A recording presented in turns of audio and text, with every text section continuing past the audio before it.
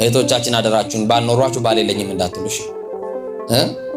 ወንድሞቼ ሚስት ኖሯችሁ እኔ እኮ ሚስት የለኝም እንዳትሉ አደራችሁ። እኔ እኮ ባል የለኝም።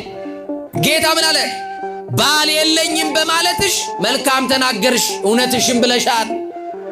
አንዱ አዳም ለአንዱ ለአንዷ ምንድነው የተሰጠው? ለአንዷ ሔዋን ላይፍ ቴስት እያልክ ከዚህም እየቀራረምክ እንዳትሞት። አንድ ለአንድ ነው የተፈጠረው። አንዱ አዳም ለስንት ነው የተፈጠረው? ንገሩኝ እንጂ የአዳም ጎን የተወሰደችው ያቺ አንዲቷ አጥንት የምትሞላለት ማሰት መጣ ነው። ንገሩኝ እንጂ አጥንትሽ ከምን ነው አለ? ስጋሽ ከምን ነው አለ? ስለዚህ ሁለት አጥንት ነው እንዴ? ስንት አጥንት ወስዶ ነው የሰራው? ከአዳም ጎን አንዲት አጥንት ወስዶ አይደለ? ያቺ ደግሞ ጉድለትን የምትሞላለ አንዲቷ ናት። ሰማችሁኝ አይደል? እሷ ጋር ያላገኘውን ሌላ ሰው ጋር ብትፈልገው ሞት ነው የምታገኘው። የኃጢአት ውጤቱ ሞት ነው። ይሰማችሁኝ አይደል? ራሳችሁን ጠብቁ። መቅደስ ሰውነታችሁን አታርክሱ። በዝሙት እንዳትወድቁ እግዚአብሔር ይጠብቀን። እና ባል የለኝም በማለት መልካም ተነገር። ቀድሞ 5 ባሎች ነበሩሽ አለና ሚስጥሯን ነገራት። ግን ማን እንዳይሰማ አድርጎ? ደቀ መዛሙርቱ እንዳይሰሙ። የብቻዋ ነው፣ በአደባባይ አይደለም፣ ለብቻዋ ነው ያገኛት። ስንት ባሎች አሏት? 5። አሁንስ በቤት ያለው ባልሽ አይደለም አላት። ስንት ነው ሰዓቱ? ስንት ሰዓት ነው? 5 ባሎች ቀድሞ ነበሩሽ ካለ በቤት ያለው ስንተኛው ነው? ሰዓት ቀጥሮ መጣ ክርስቶስ። በቃ ሊል ነገሯን ሊያስተካክል መጣ ክርስቶስ። የፈረሰውን ነገር ሊጠግንላት መጣ። ያዘመመው ጎጆዋን ሊጠግንላት መጣ ክርስቶስ። ከዛስ እንስራዋ ባዶ ነው። አንድ መቅጃ እንኳን እሷም እኮ ብለዋለች፣ መቅጃ እንኳን የለም ጉድጓዱ ጥልቅ ነው ብለው ነበር። አያችሁ ምክንያት ስትፈጥር ውሃ ላለመጠጣት። አሁን ሚስጥሯን ሲነግራት ያደረገችውን የሰራችውን ሁሉ ዘርዝሮ ሲነግራት እንስራዋን በጌታ እግር ስር ሰብራ ወዴት ሄደች? ንገሩኝ እንጂ። አቤት ወደ መንደር ውስጥ። አሁን በመንደር ያሉትን ሴቶች እኮ ተፈራ ነበር አይደል? አንዱንም ማግኘት አትፈልግም፣ ተደብቃ ነው የምትወጣው። ዛሬ ግን ክርስቶስን ስታገኝ ፍርሃቷ ሁሉ ተወገደላትና ከተማ ያሉትን ሴቶች ሁሉ ምን አለች? እናንተ በቤት የገባችሁ፣ እናንተ በር የዘጋችሁ የሰማርያ ሴቶች ውጡና ስሙኝ። ሚስጥሬን ሁሉ ዘርዝሮ የነገረኝን ኑና ውጡና አዩት። እኔ ያገኘሁትን እናንተም አግኙ አሉ።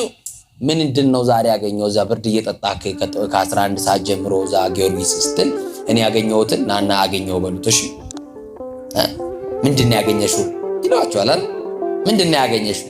አይ ያልታደለ ሰው ቀን ስራ ይውልና ማታ የሚደለቅበት ቤት ሌሊት ሁሉ አናቱ ላይ ይነጋበታል። አንዳንዱ ሰው ሲጠጣ ሲዘፍን ከዛ ጠዋት ተነስቶ ስራ መሄድ አቅቶት ራሱን በጨርቃ ልክ እንደ ጀብዱ ነው የሚያወራላችሁ። ነጋ እኮ ይላችሁ።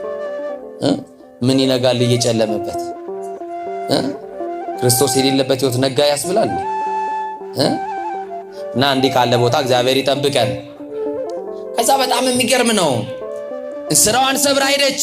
አንተ ሰብረ መውጣት ያቃተክ ነገር አለ። አንቺ ሰብረሽ መውጣት ያልቻልሽው ነገር አለ። በጌታ ፊት ኃጢአታችንን ካመንን በኋላ መስበር የሚገባንን ነገር መስበር አለብን። ይቺ ሴት ኃጢአቷን በክርስቶስ ፊት አመነች። ቀጥሎስ መሰበር ያለበት ባዶ ማድጋ ተሰበረ። ትዳሯ ነው ያልተባረከችበት፣ ክርስቶስ የሌለበት ቤት፣ ክርስቶስ የሌለበት ህይወት፣ ያ ነው የተሰበረው። ከዚህ በኋላስ ሙላቷን አግኝተዋለች። ከዚህ በኋላ የቤቷን ድምቀት አግኝተዋለች፣ ሰላሟን አግኝተዋለች፣ በረከቷን አግኝተዋለች። እሱን ይዛ እንደ አዲስ ትቆማለች። እሱን ይዛ ህይወቷ ይስተካከላል። እሱን ይዛ አዲስ ምዕራፍ ይከፈታል። ልጅ ትወልድበታለች። እሱን ይዛ በባሏ ትከበርበታለች። ሀገር ሁሉ እንዳላማት አሁን ደግሞ የተከበረ ትዳር ይኖራታል። ማ ስላስተካከለላት፣ ማን ያንን አጥሮች ስላፈረሰላት። ከዛ በኋላ ኑ አለች። በቀን አንድ የሰማርያ ሴት አግኝታ የማታውቀው መላ የሰማርያን ሴቶች በኋላዋ እያስከተለች ወደ ክርስቶስ አመጣች። እናንተ ስትለወጡ ነው ሌሎችን አምጥታችሁ ወደ መቅደሱ ማምጣት የምትችሉት። የእናንተ መመላለስ ለውጥ ካላመጣ፣ ሌሎች በእናንተ ህይወት ላይ ለውጥ ካላዩ እንዴት ሊመጡ ይችላሉ ወገኖች? እኛ እየሰበክን በቃል ብቻ የምናወራችሁ በህይወት ማንኖር ከሆነ ማንን እንሰብካለን ወገኖቼ? እናንተ እየተሰበካችሁ እስቲ ወደ ምስጢራት ተሳትፎ ድረሱ፣ እስቲ ቅዱስ ቁርባን ተቀበሉ። እናንተ በእናንተ ህይወት ጓደኞቻችሁ መቅናት ይጀምራሉ። እስቲ አንተ በመንፈሳዊ ሕይወት ለውጥ አምጣና አሳይ። እስቲ በዚህ ዓመት የኢየሱስ ክርስቶስን ሥጋውና ደሙን እቀበላለሁ። ያ ሰብሬ መውጣት ያቃተሽ ሱስ ሊሆን ይችላል። ሰብረ መውጣት ያቃተ ጫቱን ሊሆን ይችላል። ሰብረ መውጣት ያቃተሽ ሲጋራው ሊሆን ይችላል። መጠጡን ሊሆን ይችላል። እነዚህ ሁሉ ከክርስቶስ አይበልጡም። ከሱ ፍቅር ይበልጣል። ሰብረ እንድንወጣ አማኑኤል ይርዳል። ያሳሳባትን ኑሮ አረሳችውን ስሯን ጣለች። ባዶ ማድጋ ምን ያደርጋል? ሰበረችው። ያልፈለገችውን ኃጢአት አይደለም ያመነችው። ስትዋሽ የነበረችውን አሁን ግን አመነች።